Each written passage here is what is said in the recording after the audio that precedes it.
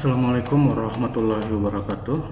Selamat berjumpa kembali anak-anakku kelas 9. Pada video pembelajaran yang sebelumnya saya pernah menjelaskan tentang teks cerita pendek, difokuskan kepada pengertian dan ciri-ciri cerita pendek. Nah, pada video pembelajaran kali ini saya akan membahas tentang struktur dari cerita pendek. Baiklah anak-anakku sekalian, merujuk dari pengertian struktur cerita pendek ini, jadi struktur itu adalah merupakan tahapan-tahapan yang mengisi suatu cerita atau narasi. Jadi struktur cerita pendek pada intinya adalah merupakan struktur yang membentuk kisah yang dituangkan dalam cerita pendek. Jika kita merujuk pada unsur-unsur intrinsik cerita pendek, maka struktur ini bisa dijumpai pada alur atau plot atau jalinan cerita. Pada umumnya, struktur cerita pendek ini terdiri dari 3 kelompok pokok, ya. Ada disebut dengan orientasi, kemudian ada disebut dengan komplikasi, ada juga disebut dengan resolusi. Namun dari 3 alur utama ini dapat juga memasukkan alur lain yang juga berfungsi sebagai jembatan, ya, sebagai penghubung atau transisi dari 3 struktur utama yang membentuk cerpen atau cerita pendek. Baiklah anak-anakku sekalian, selanjutnya adalah kita lihat beberapa struktur cerita pendek. Yang pertama ada disebut dengan abstrak atau abstraksi.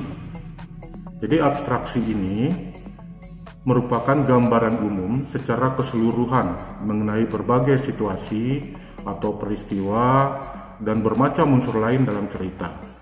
Dalam tahap ini, ide kasar penulis biasanya dimunculkan atau dituangkan, namun belum bisa dikatakan bahwa ini adalah awal yang benar-benar konkret dari sebuah cerpen. Ada beberapa cerita pendek, bahkan sebagian cerita pendek, unsur abstrak atau abstraksi ini tidak disampaikan atau tidak ada dalam struktur cerpen, ya. Nah, kemudian yang kedua ada disebut dengan orientasi atau pengenalan situasi cerita. Nah, bagian ini merupakan awal dari cerita pendek. Jadi pada bagian orientasi di sini pengarang memperkenalkan setting atau latar cerita, baik dari segi waktu, kemudian tempat maupun peristiwa. Orientasi juga dapat mulai memperkenalkan tokohnya, ya, menata berbagai adegan dan menjelaskan hubungan antar tokoh dan lain sebagainya. Jadi itu dimasukkan dalam bagian orientasi atau pengenalan situasi cerita. Kemudian yang ketiga ada disebut dengan komplikasi. Nah, di dalam bagian komplikasi ini juga ada unsur lain yang muncul, misalnya pencapaian konflik atau disebut dengan rising action.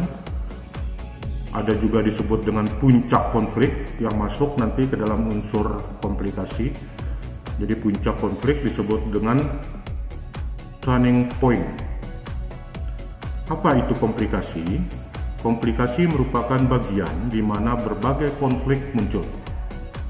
Konflik dapat berupa masalah, pertentangan, atau kesukaran bagi tokoh utama mulai diperlihatkan di bagian ini. Pada bagian ini menjelaskan bagaimana sebab akibat konflik yang terjadi antar tokoh.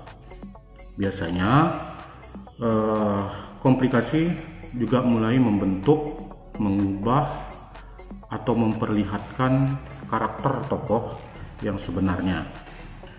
Jika dalam bagian orientasi, tokoh tidak benar-benar keluar wataknya, tapi di dalam bagian komplikasi ini pengarang memunculkan karakter tokoh yang sebenarnya. Kemudian yang keempat,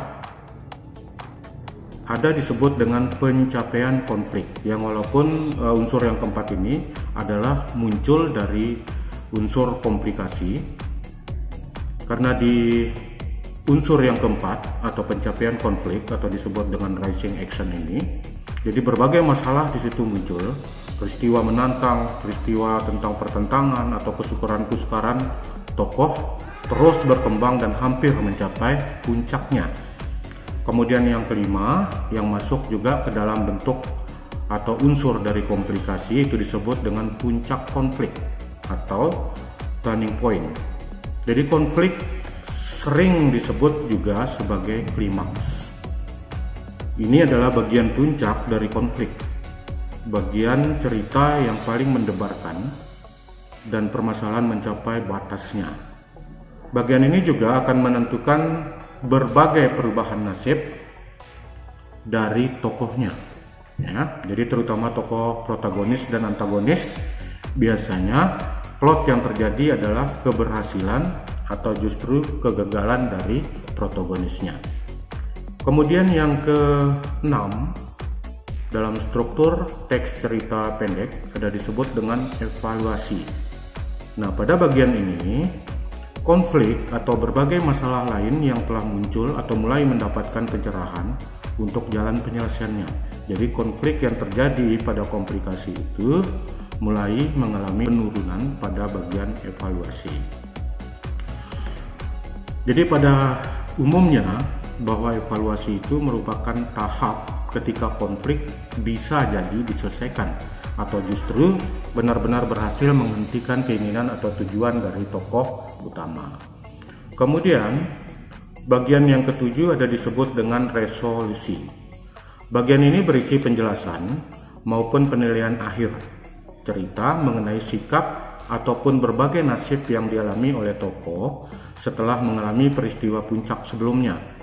Bagian ini adalah akhir dari konflik atau penyelesaiannya secara utuh. Pada bagian ini juga sering dilakukan pernyataan terhadap kondisi akhir yang dialami oleh tokoh atau yang dialami oleh seorang tokoh protagonis atau tokoh utamanya. Kemudian yang ke-8 ada disebut dengan struktur koda. Koda sebenarnya merupakan penutup atau akhir dari keseluruhan isi cerita. Koda dapat berisi kesimpulan dari seluruh cerita seperti interpretasi penulis mengenai kisah yang disampaikan. Jadi tidak semua cerita memiliki koda, terutama karya-karya sastra yang sifatnya lebih serius, yang bersifat tidak ingin menggurui dan ingin pembaca yang menyimpulkan sendiri berbagai pesan dan amanat yang terdapat dalam sebuah karya. Makanya di dalam beberapa cerita pendek, bagian koda itu biasanya tidak dimunculkan oleh pengarangnya. Sama seperti bagian abstraksi, bagian koda juga sering sekali tidak dimunculkan oleh pengarang. Nah, anak-anakku sekalian, dari penjelasan berbagai bagian struktur cerpen tadi, seakan membuat suatu cerpen itu harus berjalan secara linear, mungkin dari pengenalan konflik, puncak konflik, hingga penyelesaiannya secara berurutan. Namun sebetulnya hal itu tidak harus selalu terjadi. Bisa jadi suatu cerita justru dimulai dari puncak konfliknya dulu, baru nanti akan kembali ke penyebab konflik itu terjadi. Misalnya dari beberapa cerita yang cenderung memulai ceritanya dari komplikasi atau puncak konfliknya, setelah struktur orientasinya untuk memperkenalkan tokohnya, kemudian sampai nanti kepada pemecahan masalah. Jadi biasanya pada bentuk-bentuk cerita seperti ini lebih cenderung kepada bentuk-bentuk cerita yang bersifat detektif. Intinya, susunan struktur sangat bergantung pada kebutuhan cerita, kreativitas dan inovasi dari penulisnya sendiri. Anak-anakku sekalian, demikian tadi yang sudah saya jelaskan tentang berbagai hal mengenai struktur cerita pendek. Pada video pembelajaran berikutnya nanti akan saya jelaskan tentang unsur-unsur cerita pendek. Demikian yang dapat saya sampaikan. Wassalamualaikum warahmatullahi wabarakatuh.